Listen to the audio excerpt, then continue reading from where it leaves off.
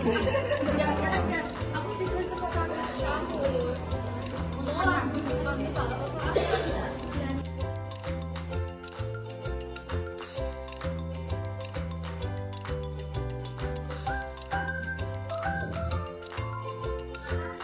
Assalamualaikum warahmatullahi wabarakatuh.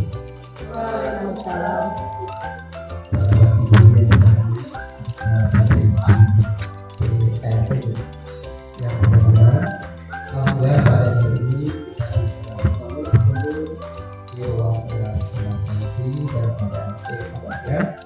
Kita bisa menghadiri undangan dari beliau Bapak Wahyu Sudarto, Ibu Lili dan dalam kegiatan inspirasi Polres Kota yang bertema budaya positif.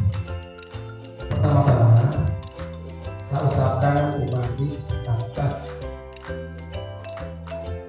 undangan dari Pak Wahyu.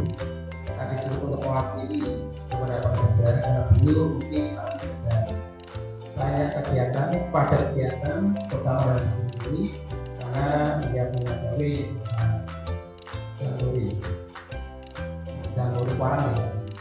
Jamhuri Kuaran dari Senin sampai Sabtu. Saya yang bisa mengucapkan selamat untuk Pak Wahyu, Bu Rini, Pak Ika untuk menyampaikan destinasi atau menyampaikan ide-ide gagasan masa kepada kita semua.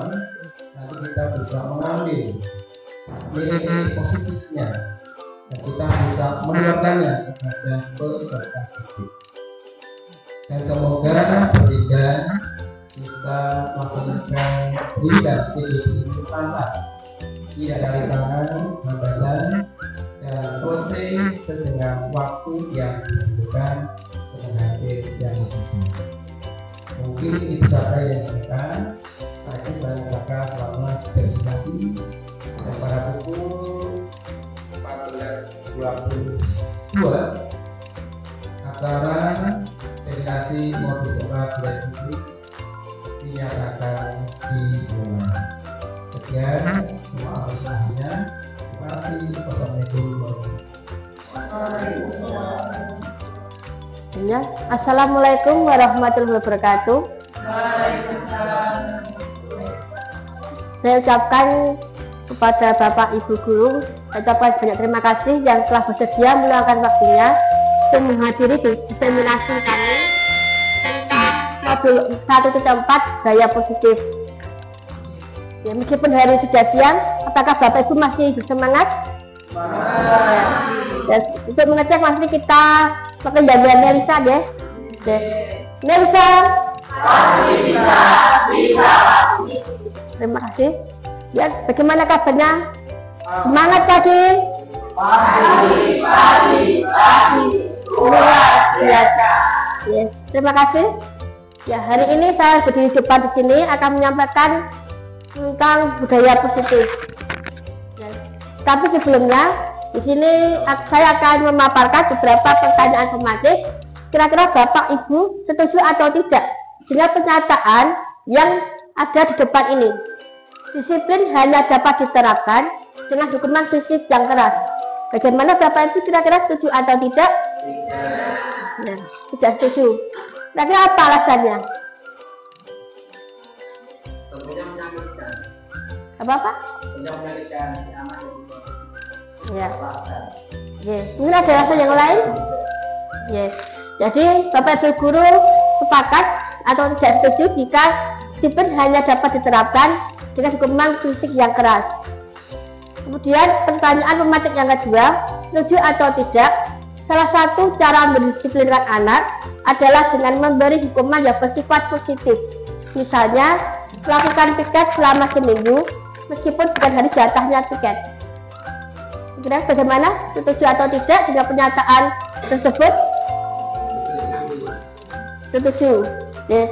Ini kira-kira kalau dengan data tersebut kira-kira bagaimana bersifat fisik atau tidak ini? Ini kira-kira mendidik anak atau tidak? Mendidik ya, karena dengan hukuman dan melakukan kebersihan piket selama seminggu meskipun itu bukan jatahnya, itu akan membuat anak mungkin merasa jera atau merasa malu ketika melakukan kesalahan, wah aku sesuk kamu kasih minggu meneh, seperti itu. Jadi mereka mungkin akan menimbulkan rasa jelas sehingga nanti ke depannya dia tidak akan mengulangi salahnya lagi, sehingga bisa menimbulkan rasa disiplin pada anak untuk tidak melakukan pelanggaran yang sama. Kemudian pertanyaan yang ketiga, memberi penghargaan dapat meningkatkan motivasi anak. Setuju atau tidak? Setuju. Ya. Kira-kira apa alasannya? Apa?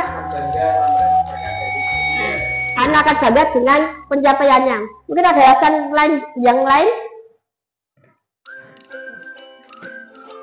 Ya mungkin ada alasan yang tidak perasaan akan membangkitkan usaha anak untuk semakin berkembang, semakin untuk mewujudkan pencapaian yang lebih tinggi sehingga bisa menjadi yang terbaik untuk dari yang lainnya.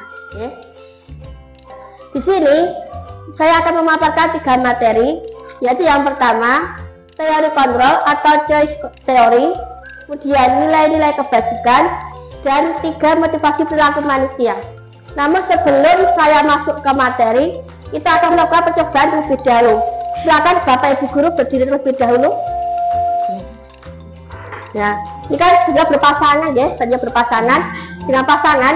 Silakan salah satu dari Anda mengepalkan tangan Anda sambil membayangkan kira-kira hal apa yang paling berharga dalam hidup Anda. Ya, salah satu. Kemudian yang temannya yang tidak mengepalkan tangan, silakan mencoba untuk membuka kepala tangan teman Anda dengan berbagai cara, entah dengan diitik-itik atau diketawain atau bagaimana. Silakan, yang penting apakah sampai kepala itu terbuka. Karena bisa diambil, dipaksa boleh, atau dikitik-kitik atau di bagaimana, silakan. Ya, kira-kira, ya sudah dicoba dikitik-kitik, bisa membuka atau tidak? Ya. Kepala dan gini-gini. Dan dibuka, nanti ingin impiannya dibuka oleh orang lain ya. Ya kemudian juga bergantian. Yang tadi mengepalkan tangan bisa dibuka, kemudian teman yang tadi mengepalkan tangan bergantian. Ya. Kami membayangkan yang tadi sudah mengepalkan tangan bisa gantian yang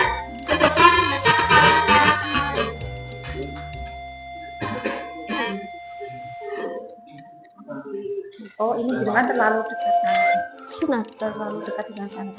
Kita ke sini ya.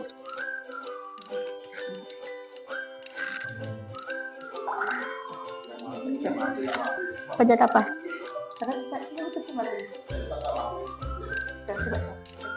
Cek, halo. Ya, tadi di sini aja ya. Ya, sudah halo. Nah, setelah kita kembali pada yang kedua, tadi yang mencoba mengepalkan tangan yang kedua. Yuk silakan yang tidak mengepalkan mencoba membuka kepala tangan teman-temannya. Tadi kan misalnya Bu Yana sama Bu Pipin. Tadi yang mengepalkan Bu Yana, sekarang gantian Bu Pipin yang mengepalkan. Nah, Bu Yana gantian mencoba membuka kepalanya Bu Pipin. Nah, silakan dengan dipaksa atau mungkin diitik-itik atau apa cara bisa tidak membuka. Nah, bisa. Kalau sudah silakan duduk kembali. Nah, sekarang pertanyaannya, ketika yang tadi, yang percobaan pertama tadi, ketika teman Anda mencoba membuka kepalanya, apakah teman Anda bisa membuka kepala tangan teman Anda? Tidak. Kemudian yang kedua, yang bergantian, apakah teman Anda juga bisa membuka kepalanya? Tidak. Itu berarti yang bisa membuka kepala tangannya siapa? Diri sendiri. Itu artinya apa? Ini ada teori kontrol bahwa yang bisa mengatur diri kita bukan orang lain, tapi adalah diri kita sendiri. Ya, ini sejalan dengan materi yang saya sampaikan, yaitu tentang teori kontrol atau choice theory. Jadi menurut Dr. William Glasser dalam bukunya tahun 1984, dia mengemukakan Anda tidak bisa mengontrol orang lain, hanya Anda yang bisa mengontrol diri Anda. Tadi sudah dipraktekkan ya bahwa kita tidak bisa mengontrol perilaku orang lain, tidak bisa mengontrol orang lain dalam seperti apa yang kita inginkan. Tetapi yang bisa mengontrol diri kita adalah diri kita sendiri. Orang lain pun juga tidak bisa mengontrol kita. Ya. Jadi hanya diri kita sendiri yang bisa mengontrol kita. Kemudian dengan mengaitkan semua perilaku memiliki tujuan. Ya. Jadi pada dasarnya apa yang kita lakukan itu semuanya memiliki tujuan. Seperti misalnya Bapak Ibu guru setiap pagi datang ke sekolah. Tujuannya apa?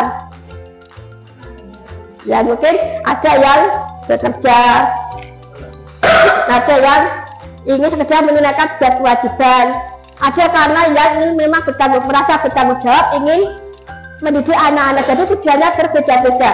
Gitu pula ketika kita siang hari kita merasa lapar, kemudian kita makan, tujuannya apa? Ya, saya merasa kenyang, tidak lapar. Jadi setiap tindakan yang kita lakukan itu pasti memiliki tujuan. Kemudian dengan mengaitkan nilai-nilai kebajikan yang diyakini seseorang, maka motivasi intrinsiknya akan terbangun. Motivasi intrinsik itu artinya apa? Motivasi intrinsik, ya berarti motivasi yang berasal dari dalam kita sendiri, sehingga menggerakkan motivasi dari dalam untuk dapat mencapai tujuan mulia yang diinginkan. Ini pendapat menurut Diana Gosen dalam bukunya tahun 1998. Nah, kemudian ada nilai-nilai kebajikan. Nilai-nilai kebajikan adalah sifat-sifat positif manusia yang merupakan tujuan mulia yang ingin dicapai oleh setiap individu.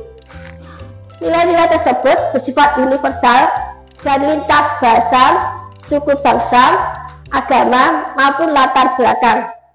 Jadi ini ada nilai-nilai kebajikan atau bisa dikatakan sebagai nilai-nilai universal. Nah, di sini ada beberapa contoh nilai kebajikan. Ada percaya diri, saling menghargai, tanggung jawab, keselamatan, kebersihan, empati, kerjasama, kreativitas, saling mengasihi, rasa hormat, kerjasama, dan peduli. Kira-kira selain ini apa ada lagi? Nah, saat ini kita sejajaran kurikulum Merdeka, kita juga mengembangkan yang namanya profil pelajar Pancasila. Itu kira-kira termasuk tidak dalam nilai-nilai kebajikan? Ya, kira-kira ada apa saja nilai-nilai di dalam profil pelajar Pancasila? Ya, yang pertama ada beriman dan bertakwa kepada Tuhan Yang Maha Esa serta berakhlak mulia. Yang kedua, bernalar kritis. Yang ketiga, gotong royong. Yang keempat, kreatif. Yang kelima, mandiri.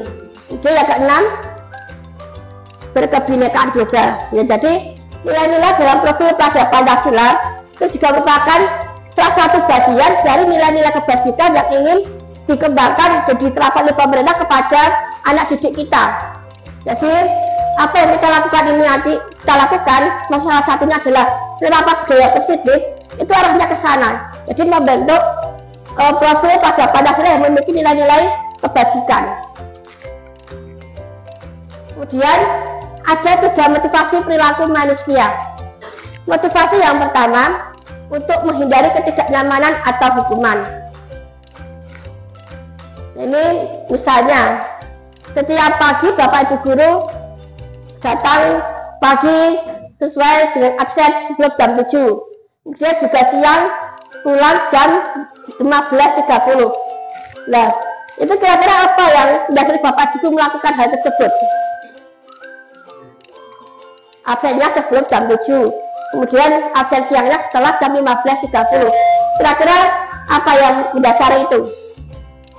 Apakah memang karena sudah memang ingin merasa nyaman dan tidak terlambat, ataukah mungkin karena takut ditegur oleh bapak kepala sekolah, atau karena ingin mendapatkan hadiah? Kira-kira apa? Dia tidak ditegur ya, dia tidak ditegur oleh bapak kepala sekolah. Kemudian nanti ujung-ujungnya dia tidak mendapatkan surat peringatan dari BKB begitu ya. Berarti apa yang Bapak Ibu guru lakukan itu berarti masuk dalam kategori yang pertama, yaitu untuk menghindari ketidaknyamanan atau hukuman. Nah, yang motivasi yang kedua untuk mendapatkan imbalan atau penghargaan dari orang lain. Nah, misalnya biasanya anak-anak Ya, kalau kita barangkali tanpa bapak ibu guru sadari sering menjanjikan pada putra putrinya, nak jika kamu nanti kalau ranking 1 bapak belikan sepeda, atau nak jika kamu nanti bisa naik kelas ibu belikan HP baru. Benar nggak seperti itu? Ya berarti itu artinya apa? Kita menanamkan pada anak kita motivasi yang kedua, yaitu untuk mendapatkan imbalan atau penghargaan dari orang lain, karena itu mendapatkan iming-iming hadiah tadi. Kemudian motivasi yang ketiga, untuk menjadi orang yang mereka inginkan dan menghargai diri sendiri dengan nilai yang mereka percaya. Jadi yang nomor 3 ini sudah tidak terpengaruh dengan penghargaan, imbalan maupun hukuman.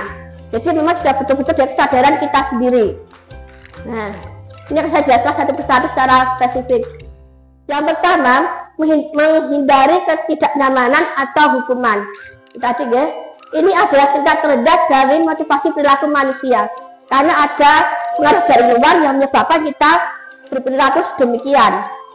Ada tekanan dari luar, agar tidak terkena hukuman. Biasanya orang yang motivasi perilakunya untuk menghindari hukuman atau ketidaknyamanan akan bertanya, apa yang akan terjadi apabila saya tidak melakukannya? Apakah itu dapat hukuman atau tidak? Jadi sebenarnya mereka ini sedang menghindari hukuman. Permasalahan yang mungkin muncul dan berpengaruh pada mereka secara fisik, psikologi maupun tidak terpenuhnya kebutuhan mereka bila mereka tidak melakukan tindakan tersebut.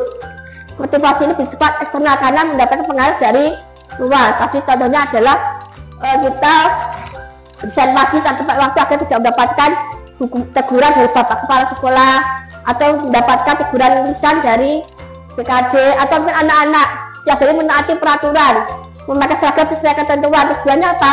Agar tidak di poin pelajaran, agar tidak ditegur oleh bapak ibu guru. Ini menghindari hukuman. Yang kedua, mendapatkan imbalan atau penghargaan dari orang lain. Ini adalah satu tingkat di atas motivasi yang pertama. Di sini orang berperilaku untuk mendapatkan imbalan atau penghargaan dari orang lain. Nah, orang dengan motivasi ini akan bertanya, apa yang akan saya dapatkan apabila saya melakukannya? Mereka akan melakukan sebuah tindakan untuk mendapatkan pujian dari orang lain yang menurut mereka penting dan mereka letakkan dalam dunia berkualitas mereka. Mereka juga melakukan sesuatu untuk mendapatkan hadiah, pengakuan atau imbalan. Motivasi ini juga bersifat eksternal. Jadi tadi misalnya seperti ketika bapak ibu guru memberikan iming hadiah kepada putranya agar rajin belajar, ya. Besok kalau kamu bisa ranking 1, ibu belikan HP baru misalnya, seperti itu, ya. Dan yang ketiga, untuk menjadi orang yang mereka inginkan dan menghargai diri sendiri dengan nilai yang mereka percaya. Orang yang memiliki motivasi ini akan bertanya, akan menjadi orang yang seperti apa apabila saya melakukannya? Mereka melakukan sesuatu karena nilai-nilai yang mereka yakini dan hargai, dan mereka melakukannya karena mereka ini menjadi orang yang melakukan nilai-nilai yang mereka yakini tersebut. Ini adalah motivasi yang akan membuat seseorang memiliki disiplin positif, karena motivasi berperilakunya bersifat internal, juga eksternal. Jadi sudah dari diri mereka sendiri, jadi sudah tertanam dari dalam diri sendiri melakukan nilai-nilai yang mereka yakini. Ini contohnya, bapak ibu guru, ada perbedaan ketika AC-nya itu rusak dengan yang AC-nya tidak rusak. Kira-kira ada perbedaan tidak? Ketika AC-nya rusak, selalu datang pagi tepat waktu sebelum jam 7. Tapi ketika AC-nya rusak, bagaimana? Ya, ada yang lebih dari jam 7. Jadi bisa dikatakan bahwa di dalam diri orang tersebut belum ada motivasi internal untuk bisa berlaku disiplin. Nah, kalau dengan kita mengacu pada nomor 3 ini, tentunya itu tidak akan berpengaruh. Entah itu AC-nya rusak atau entah itu AC-nya tidak rusak, itu tidak akan berpengaruh. Tetap batas sebelum jam 7, ya. Jadi seperti itu. Kemudian tujuan dari disiplin positif adalah menanamkan motivasi yang ketiga pada murid-murid kita, yaitu untuk menjadi orang yang mereka inginkan dan menghargai diri sendiri dengan nilai-nilai yang mereka percaya. Ketika murid-murid kita memiliki motivasi tersebut, mereka telah memiliki motivasi intrinsik, yaitu yang berdampak jangka panjang. Motivasi yang tidak akan terpengaruh pada adanya hukuman atau hadiah. Mereka akan tetap berperilaku baik dan berlandaskan nilai-nilai kebajikan karena mereka ingin menjadi orang yang menjunjung tinggi nilai-nilai yang mereka hargai. Nah, mari kita Bapak Ibu kita semangat. Mari kita tanamkan motivasi yang ketiga pada murid-murid kita, yaitu menjadi orang yang mereka inginkan dan menghargai diri sendiri dengan nilai-nilai yang mereka percaya. Ya, demikian pemaparan dari saya. Mungkin ada pertanyaan dari Bapak Ibu Guru, monggo.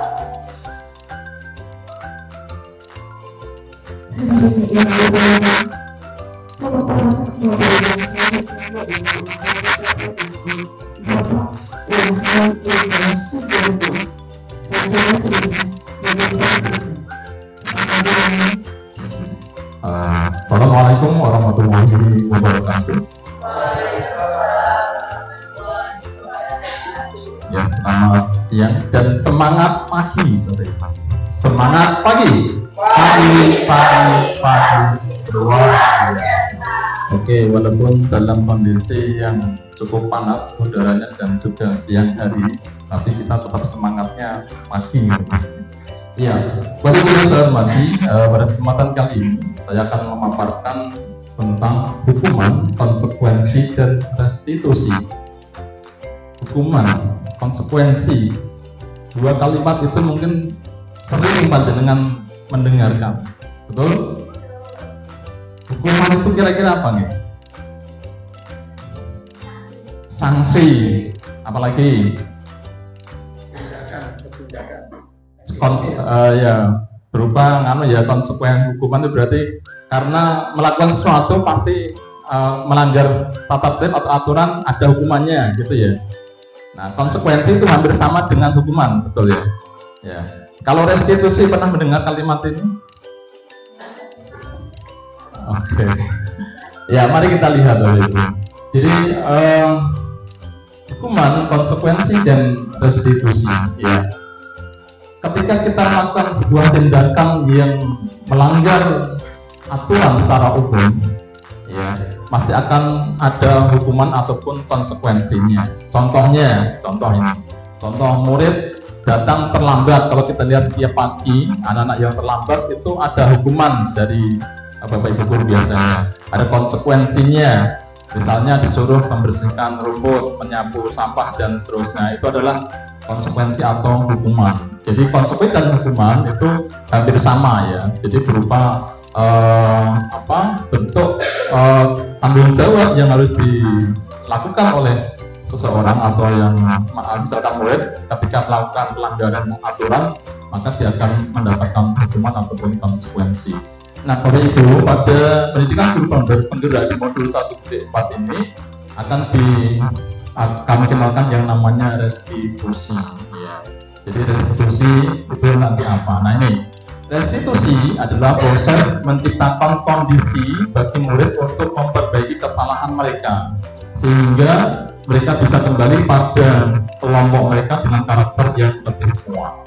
Jadi restitusi ini cenderung dalam rangka untuk memperbaiki kesalahan, bukan mencari kesalahan. Kalau hukuman, konsekuensi itu cenderungnya adalah mencari kesalahan dan ada konsekuensi yang harus mereka lakukan. Kalau restitusi adalah dalam rangka mencari Bapak Ibu, memperbaiki kesalahan mereka ya. Bukan mencari kesalahan tapi dalam rangka untuk memperbaiki kesalahannya. Jadi beda. Kalau hukuman itu nanti akan membekas pada diri anak, membuat anak nanti merasa kalau dihukum gimana? Merasa bersalah, takut, ya kan gitu ya. Tapi kalau restitusi beda, dia akan mencoba nanti menyelesaikan masalahnya kenapa sehingga dia terlambat misalnya, sehingga nanti dia punya jawaban terkait dengan mungkin pelanggaran ataupun kesalahan yang telah diperbuat. Nah, Bapak Ibu, sebelum masuk ke restitusi itu kita akan bicara mengenai 5 dasar kebutuhan manusia. Nah, kita selaku manusia pasti punya kebutuhan dasar. Kira-kira apa kebutuhan yang sering kita harus penuhi? Bibit makan. Dalam rangka apa itu? Perhatian, tarik, keluarga. Terus apa lagi? Apa Pak Buan?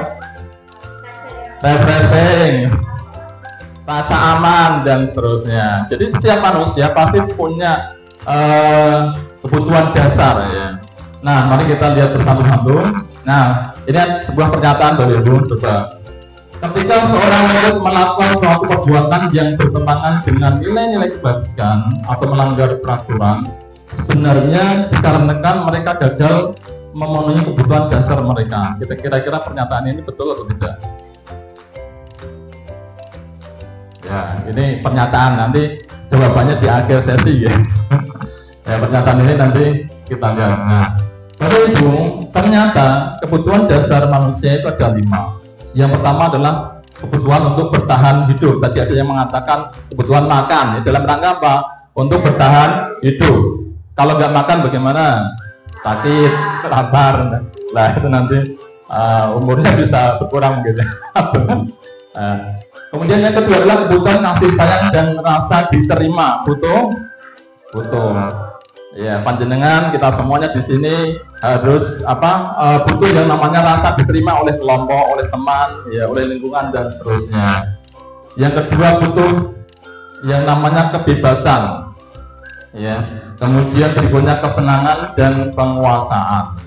Butuh refreshing tadi dikatakan juga, ya, kesenangan, penguasaan kita mungkin butuh supaya kita dihargai dan seterusnya mungkin ya. Nah, Bapak Ibu, yang pertama adalah kebutuhan bertahan hidup atau survival ya.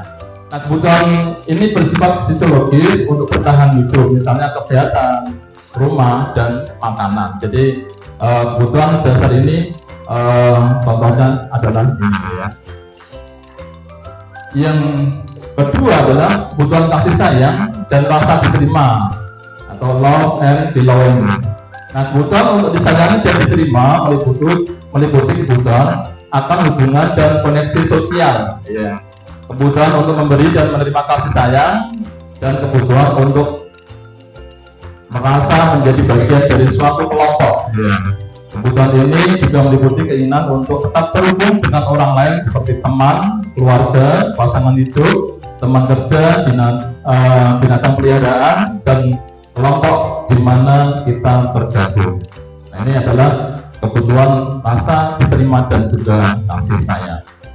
Nah, yang ketiga adalah kebutuhan kebebasan atau freedom. Nah, kebutuhan untuk bebas adalah kebutuhan akan mengendari kemandirian, ya, otonomi, memiliki pilihan dan mampu mengendalikan arah hidup seseorang. Nah, anak-anak dengan kebutuhan kebebasan yang tinggi menginginkan pilihan, mereka perlu banyak bergerak, suka mencoba-coba, tidak terlalu terpengaruh pada orang lain dan senang mencoba hal yang baru dan menarik. Ini adalah sebuah kebutuhan kebebasan. Yang berikutnya adalah kebutuhan kesenangan atau refreshing. Nah, kebutuhan untuk mencari kesenangan, bermain dan tertawa. Saat mereka bermain, mereka akan mempelajari keterampilan hidup yang penting. Anak-anak dengan kebutuhan dasar kesenangan yang tinggi biasanya ingin menikmati apa yang mereka lakukan. Mereka juga bisa berkonsentrasi tinggi saat mengerjakan hal-hal yang disenangi. Mereka suka permainan dan suka mengoleksi barang, suka bergurau, suka lucu dan juga mengenaskan. Bahkan saat mereka bertingkah laku buruk, mereka masih sangat terlihat lucu. Nah, ini kebutuhan kesenangan. Kita tetap sebagai manusia punya kebutuhan ini. Yang terakhir adalah kebutuhan penguasaan atau power. Kebutuhan ini berhubungan dengan kekuatan untuk mencapai sesuatu, menjadi kompeten, menjadi terampil, diakui atas prestasinya, ya, dan keterampilan kita dihargai, mungkin didengarkan, dan memiliki rasa harga diri. Kebutuhan ini meliputi keinginan untuk dianggap berharga, bisa membuat perbedaan, bisa membuat pencapaian, kompeten, diakui, dihormati.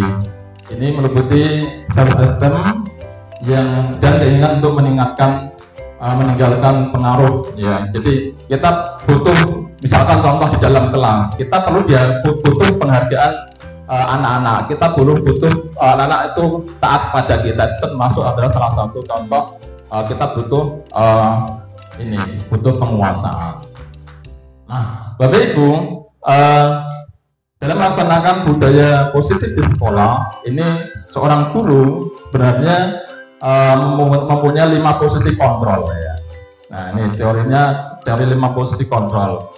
Yang pertama, jadi kalau ini di atas ini ada sebagai guru, ini ada 5 sebagai penghukum, kemudian yang kedua sebagai pembuat rasa bersalah, sebagai teman, pemantau, dan seorang manajer. Nah, ketika guru berposisi sebagai seorang penghukum ya, ini ya, maka kalimat yang diucapkan contohnya adalah seperti ini. Kalau kamu tidak melakukannya, saya akan memberi hukuman dan seterusnya ya. Misalkan kalau yang terlambat tadi, kamu harus membersihkan sampah dan seterusnya. Nah, kemudian hasilnya kadang-kadang anak ada rasa dendam ya. Hasilnya dendam atau mungkin bahkan menyalahkan orang lain. Saya terlambat karena menunggu jemputan atau belum diantar dan seterusnya. Jadi cenderungnya dia membela diri dan menyalahkan orang lain hasilnya. Yang kedua adalah posisi kontrol guru sebagai membuat rasa bersalah. Kalau membuat rasa bersalah ini, kalimat yang muncul biasa begini. Kamu sudah mengecewakan Bapak Ibu. Jadi seolah-olah anak itu salah kepada kita karena kamu terlambat sehingga Bapak Ibu kecewa. Seharusnya kamu tidak terlambat. Nah, kecenderungan ini hasilnya adalah anak cenderung akan menyembunyikan atau mungkin menyangkal ya, atau mungkin akan cenderung berbohong ya. Nah, yang ketiga adalah posisi kontrol sebagai teman. Nah, kalimat yang muncul biasanya, lakukan untuk Bapak Ibu, ya sudah nanti Bapak Ibu bantu bereskan dan seterusnya. Jadi kita berposisi sebagai teman pada anak ya. Jadi kalimatnya seperti itu. Lakukan untuk Bapak Ibu, lakukan untuk saya, ya sudah nanti saya bantu dan seterusnya. Itu sudah kalimat-kalimat kalau kita memposisikan dengan anak itu sebagai teman.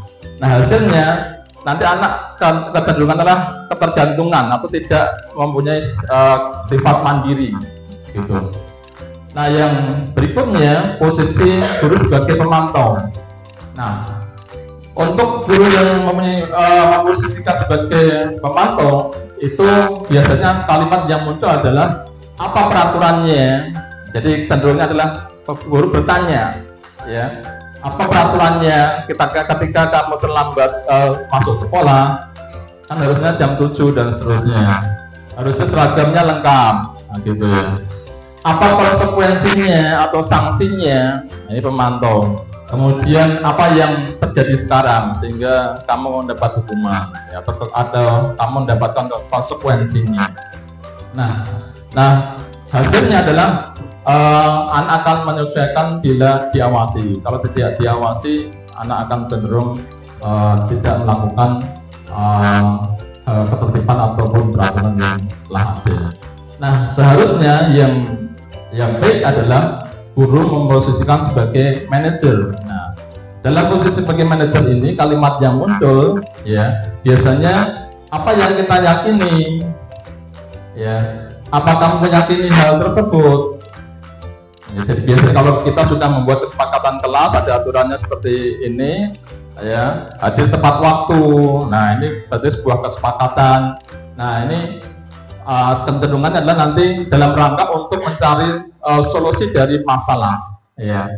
Nah, ini dalam rangka adalah supaya anak punya karakter yang dimunculkan terkait dengan masalah tadi. Keterlambatan anak berangkat ke sekolah karena mungkin bangun kesiangan dan seterusnya, sehingga akan dia punya solusi mengatasi masalahnya supaya tidak bangun kesiangan bagaimana.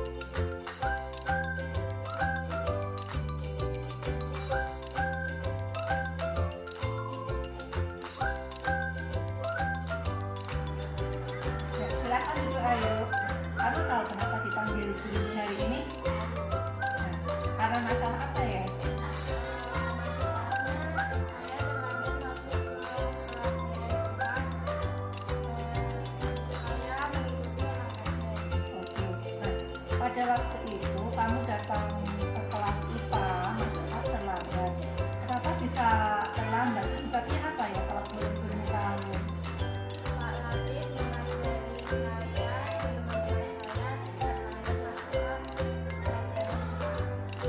Pada hari itu kalian melakukan kegiatan olahraga di lapangan sekolah.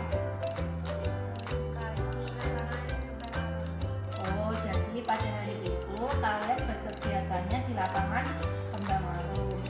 Sehingga karena butuh waktu untuk menuju ke kelas, akibatnya jadi terlambat. Oke, nah. Kemudian Buni pengen tahu lagi, yang terlambat selain Ayu kemarin kan ada beberapa ya, ini yang dipanggil Buni kan satu persatu Ayu dulu. Nah, sebaiknya kan kita sudah pernah membuat kesepakatan itu Ayu. Nah, kalau Ayu masuk ke kelas terlambat, berarti kesepakatan kelas mana yang tidak ditepati oleh Ayu? Disiplin, oke. Supaya besok di pertemuan IPA yang akan datang Ayu dan teman-teman tadi tidak terlambat, baiknya bagaimana menurut Ayu?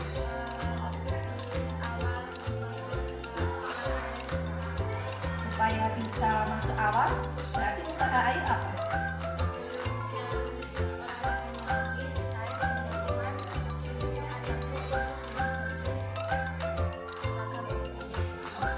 Berarti untuk pertemuan yang akan datang, Ayu begitu diberi waktu untuk berganti pakaian, bisa segera bertugas ganti pakaian agar tidak terlambat masuk di pelajaran IPA. Baik, kalau begitu, Budi terima usulan solusinya. Kita akan lihat minggu depan dan diharapkan di minggu depan Ayu sudah tidak terlambat lagi masuk di kelas IPA. Meskipun sebelumnya Ayu mengikuti pelajaran olahraga. Kita sepakati seperti itu. Oke, terima kasih. Sekarang Ayu boleh kembali ke kelas-kelas. Selamat siang. Iya.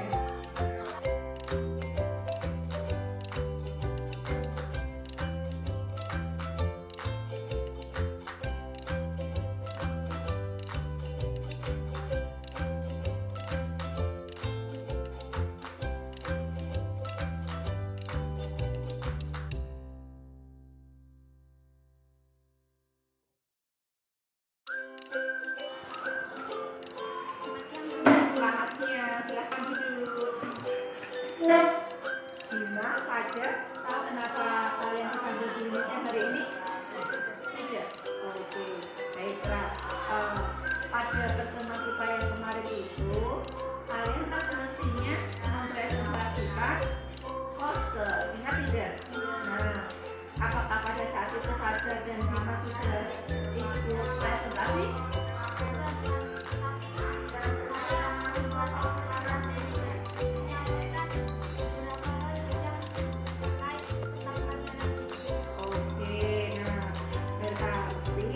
Kelompoknya Fajar maupun Bima presentasinya belum sesuai dengan yang kita sepakati, begitu nih. Nah, kemudian atas hasil berbentuk kelompokmu kesepakatannya bagaimana?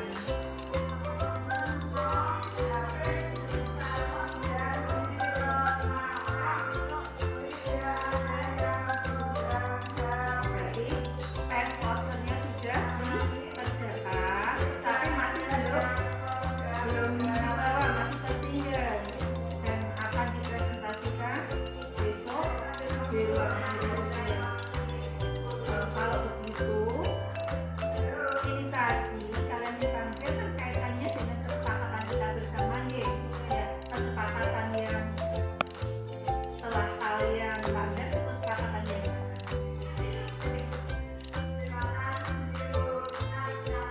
kita bersepakat pada saat menjadi kelas hendaknya.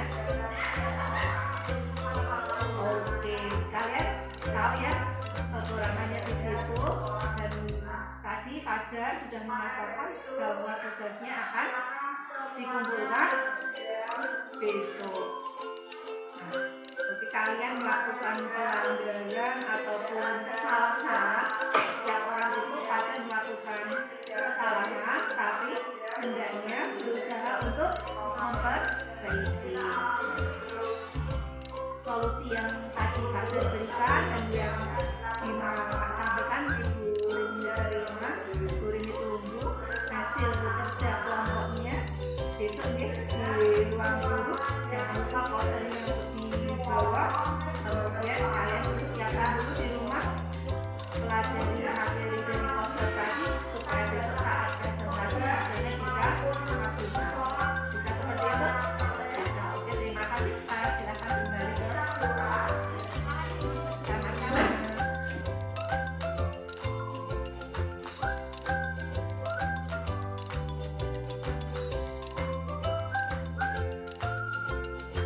Assalamualaikum warahmatullahi wabarakatuh. Waalaikumsalam. Saya mungkin kembali saja karena pada tadi teman-teman sudah belajar bersama kita dan Pak Wahyu. Sekarang untuk sejenak saya minta teman-teman Pak berdiri.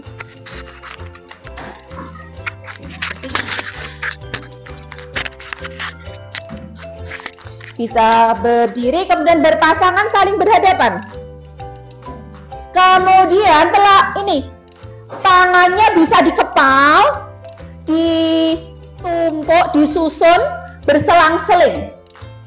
Oke, sudah. Nah, sekarang cara mainnya bagaimana? Pada saat saya mengatakan up, apa?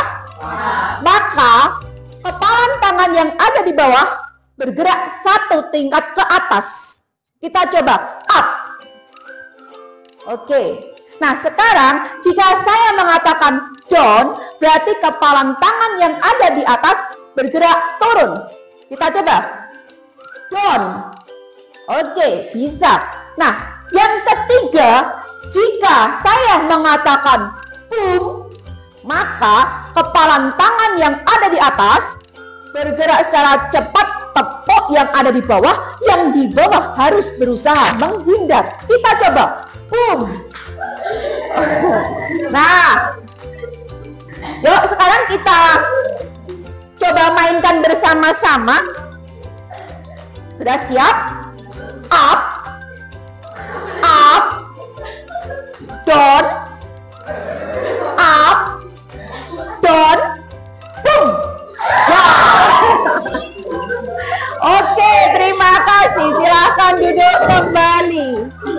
Nah, teman-teman, ice breaking semacam ini bisa teman-teman gunakan pada saat teman-teman mengajar di siang hari. Siang hari itu kan biasanya muridnya sudah capek, energinya tinggal yang tersisa tok, udah nggak fokus lagi. Nah, ini digunakan untuk mengembalikan semangat, juga sekaligus untuk mengembalikan konsentrasi fokus belajar di siang hari.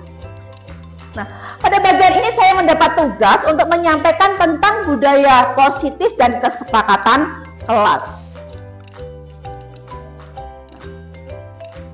Pada pembelajaran dengan paradigma baru, yaitu pembelajaran dengan paradigma baru merupakan pembelajaran yang dirancang berdasarkan prinsip pembelajaran berdiferensiasi.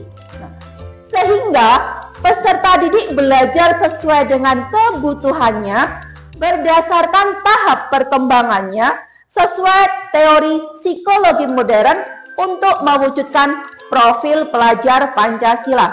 Pasti teman-teman sudah seringkali mendengar istilah diferensiasi. Diferen dari kata beda. Yang dibedakan apa menurut teman-teman di sini? Beda kemampuan. Oke, yang lain. Diferen di sini apanya? Kebutuhan siswanya apalagi? Gaya belajarnya juga bisa, apalagi yang different? Minatnya beda lagi, apalagi? Jadi manusianya pasti beda. Iya, betul sekali. Jadi di sini kita sebagai guru pada saat mengajar tidak bisa seperti dulu lagi. Pokoknya sak kelas kudu manut aku, sesuai dengan cara saya. Pada pembelajaran paradigma baru ini kita diminta dan diharapkan bisa lebih memperhatikan siswa kita. Siswa kita tidak semuanya pandai. Semisal saya mengajar IPA, saya tidak bisa mengharuskan di kelas tadi semua harus mendapat nilai IPA 100. Tidak bisa. Karena di antara mereka ada yang kemampuannya di prakarya, ada yang di bahasa Inggris, ada yang di seni. Dan kita harus terima itu. Nah, sehingga di sini nanti kita harus bisa fasilitasi. Nah, dari sini ada tujuan dan tolak ukur yang harus kita tahu. Tujuannya dari kegiatan disiplin positif itu adalah untuk mendisiplinkan murid dalam budaya positif.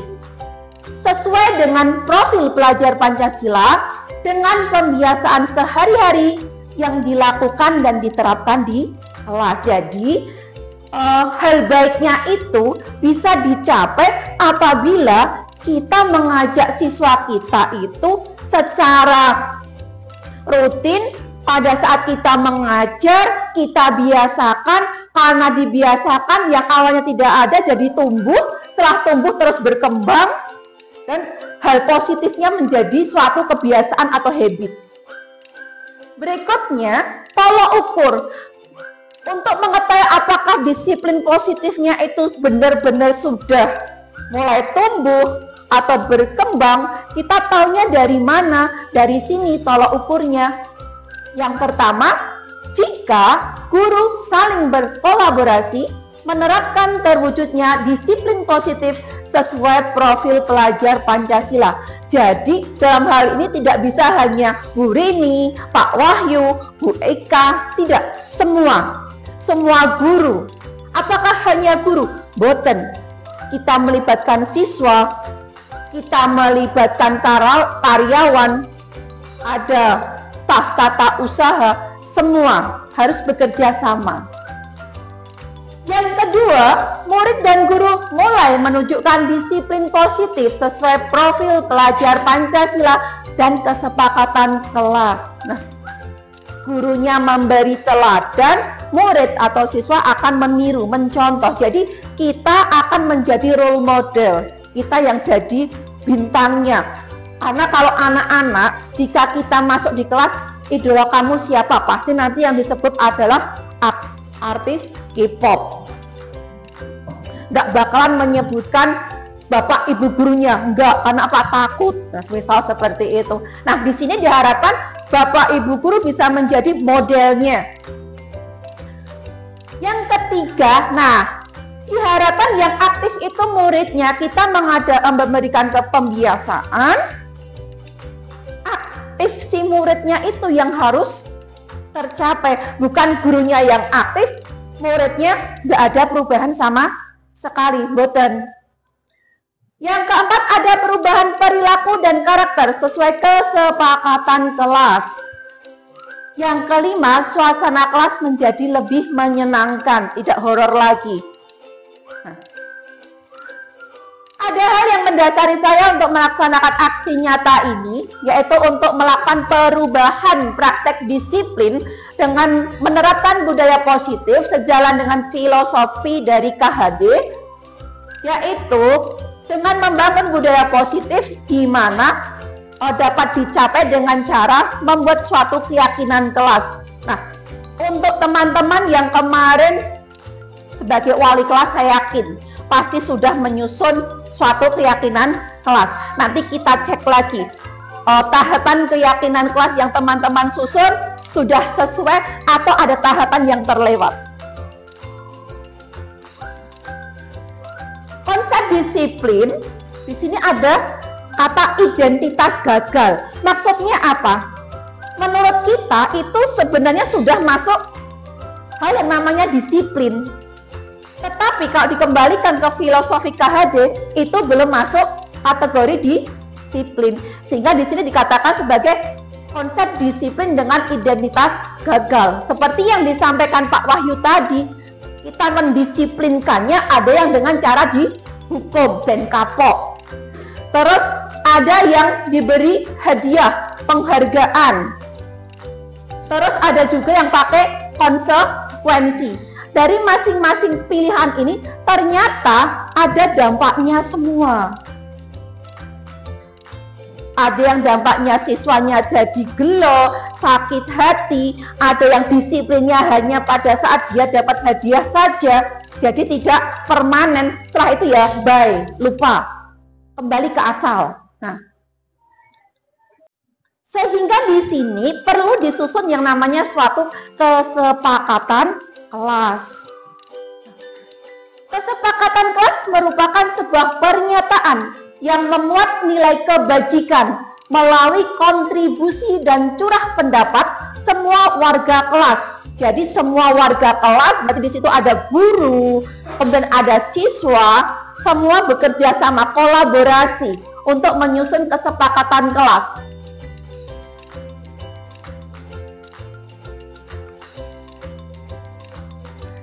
Kesepakatan kelas perlu dibuat agar peserta didik termotivasi dari dirinya sendiri. Nah, jadi tujuannya kenapa kok melibatkan semua anggota kelas, utamanya peserta didik? Harapannya itu akan menjadi motivasi yang datangnya dari dalam diri peserta didik. Agar kedepannya mereka akan menjalani keyakinan tersebut sehingga tercipta budaya positif di kelas tadi. Nah, mungkin teman-teman bertanya, kenapa kok dinamakan kesepakatan kelas? Kenapa bukan peraturan kelas saja? Mungkin ada teman-teman yang ingin berpendapat, silahkan. Kenapa kok istilahnya kesepakatan, bukan peraturan? Toh jatuhnya nanti sama. Semisal teman-teman punya pikiran seperti itu, silahkan. Kenapa kok kesepakatan? Karena ada tanggung jawab dari siswa, apalagi? Kalau peraturan, ada hukuman.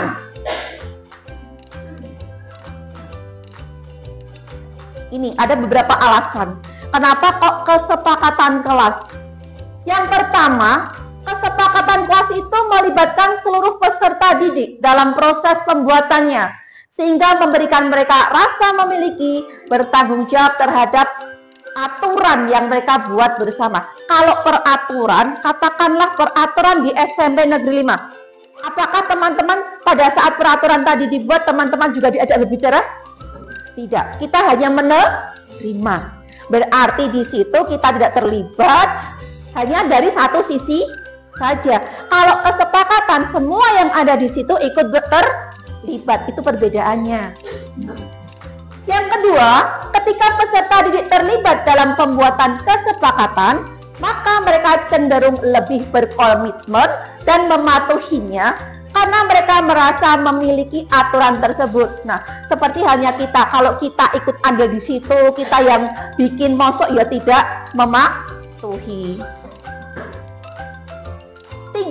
Proses diskusi dalam membuat kesepakatan kelas membantu peserta didik mengembangkan keterampilan komunikasi, memecahkan masalah dan kerja sama.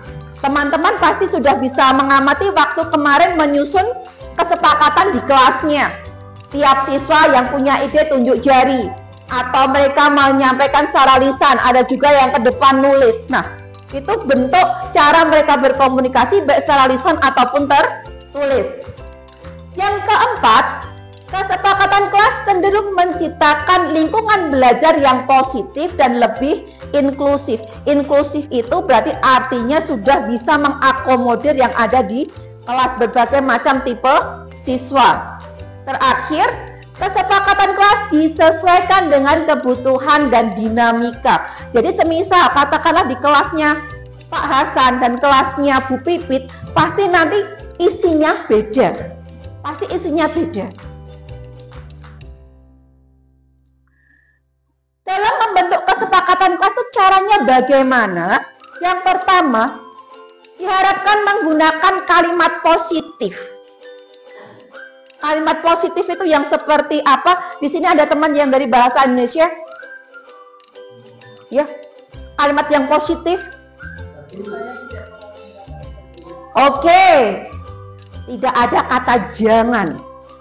Tidak boleh. Nah, waktu kita mendengar kata nggak boleh. Rasanya bagaimana? Kan nggak nyaman. Nah, seperti itu.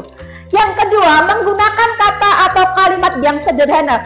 Berarti di sini tidak perlu menggunakan kalimat yang panjang kali lebar, cukup kalimat yang simpel, mudah dipahami. 3. Sesuai kondisi kelas. 4. Merupakan hasil curah pendapat anggota kelas. 5. Lebih konkret dari peraturan kelas. 6. Tidak bersifat permanen atau dapat ditinjau ulang. Maksudnya bagaimana tidak permanen? Semisal ada kesepakatan kelas di kelas saya, di kelas IPA. Siswa mengatakan menyepakati bahwa selama kelas IPA mereka akan tertib. Dalam hal ini juga termasuk diam. Setelah ada perjalanan, setelah dievaluasi ternyata masih ada yang suka bicara, entah toleh ke belakang dengan teman sebelah. Artinya apa? Kesepakatan tadi tidak ditaati untuk sebagian siswa. Ini bisa kita evaluasi.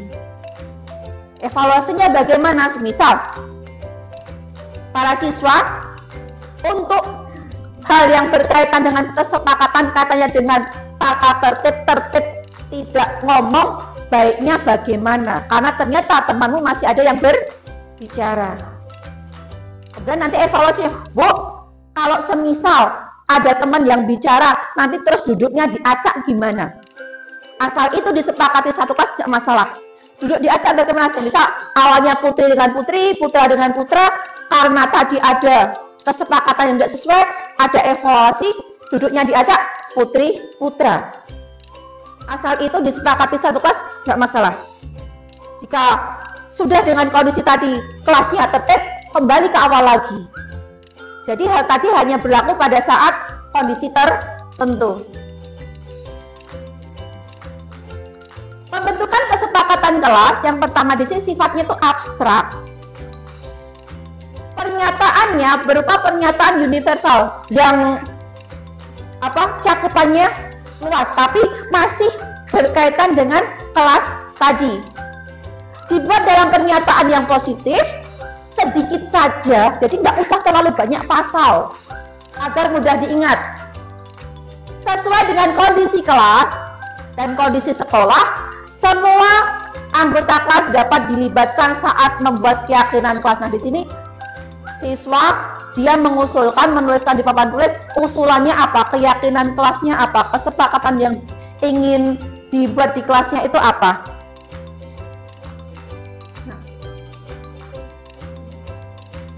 Di sini ada beberapa usulan, ada 10 usulan. Mohon maaf di sini kurang jelas terlihat.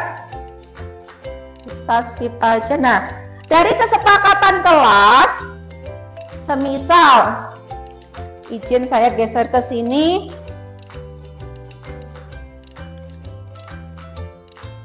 Ada kalimat dilarang berisik. Nah, ada kata dilarang. Dilarang itu kan kalimatnya bukan kalimat positif, sehingga di sini harus diubah. Nah, diubahnya di sini. Sebentar, ini jika kalimat positif. Nah, saat pelajaran hendaknya memperhatikan. Saat pelajaran hendaknya memperhatikan, itu baru diubah menjadi kalimat positif. Contohnya seperti itu. Nah, setelah diubah menjadi kalimat positif, selanjutnya dari kalimat kesepakatan kelas itu kita cari tahu nilai kebajikannya. Nilai kebajikannya itu apa? Semisal tadi yang di kelas tidak berisik tadi ya, itu kaitannya dengan nilai kebajikan apa? Hal baik yang bisa diambil dari sini apa? Ketenangan. Apalagi? Ada nilai disiplin. Nah, dari kesepakatan tadi ada nilai kebajikan yaitu disiplin. Ada nilai tanggung jawab. Itu baru dari satu kesepakatan. Ternyata ada 2 nilai kebajikan. Nah, itu kenapa di awal tadi dikatakan kesepakatan kelas tidak usah terlalu banyak, karena sebenarnya di kesepakatan ini tujuannya adalah menanamkan nilai-nilai kebajikan tadi. Seperti itu. Jika semua sudah disepakati, sebagai tanda mereka bersepakat apa? Boleh tadi kesepakatan kelasnya ditandatangani bersama-sama. Boleh seperti itu. Kalau belum bisa tanda tangan, cap jempol boleh. Teman-teman siapkan saja tinta. Cap jempol, mau jari, silahkan. Seperti itu. Itu tadi sekilas tentang kesepakatan kelas dan prosesnya. Mohon maaf jika selama penyajian ada drama-drama. Jika ada pertanyaan nanti silahkan disampaikan. Pak Wahyu, Bu Ika, saya dengan senang hati dan semampu kami akan berusaha untuk menjawab. Terima kasih. Assalamualaikum warahmatullahi wabarakatuh.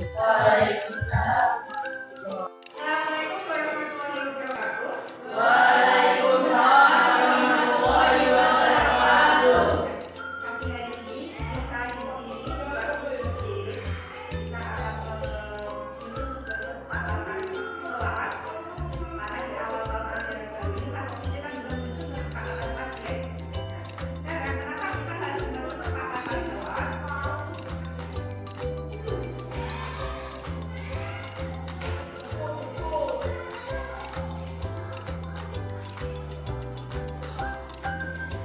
Pasti kalian pengen selama 1 tahun ke depan selama belajar di kampus ini kalian pengen belajarnya nyaman, belajarnya enak, belajar gangguan, bisa mendengarkan informasi dari Bapak Ibu guru tanpa ada gangguan drama-drama dari kita.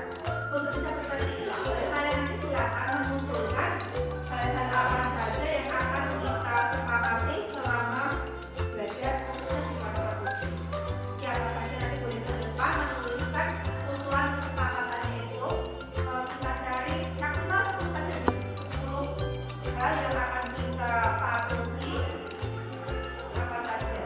Kalian bisa langsung ke depan, tuliskan di sini. Nggak usah takut, nggak usah malu, nanti kita bahas bersama. Semisal itu nanti bisa disepakati atau tidak, kita bahas bersama. Yuk. Kesepakatannya usulanmu apa? Ditulis pakai huruf yang besar. Yuk, silakan. Langsung tulis di depan. Nomor 1, nomor 2, nomor 3. Oh iya, yuk boleh. Berarti nomor 3. Mau? Boleh. Mau?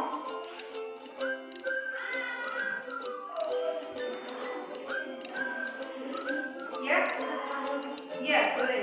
Nanti jika kita bahas yang akan disepakati yang mana? Ada lagi yang mau?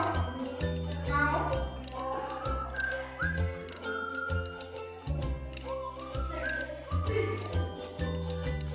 Yang menunjukkan boleh duduk dulu. Oke, sekarang yang kedua.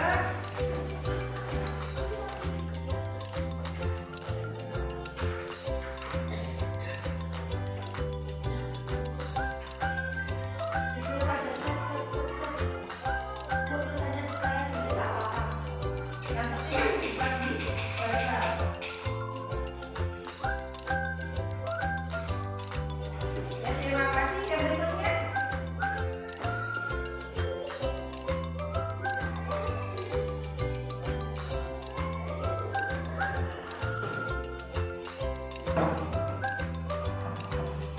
Jadi kesepakatan ini harapannya pada saat belajar nanti tidak ada apa ya, kejadian yang akhirnya banyak akan mengganggu kegiatan saat belajar Bapak Ibu. Karena biasanya kalau ada siswa yang melakukan pelanggaran itu terjadi apa? Nanti kelasnya jadi rame, terus ada ya tegur, akibatnya pelajarannya jadi berhenti, gitu, terganggu.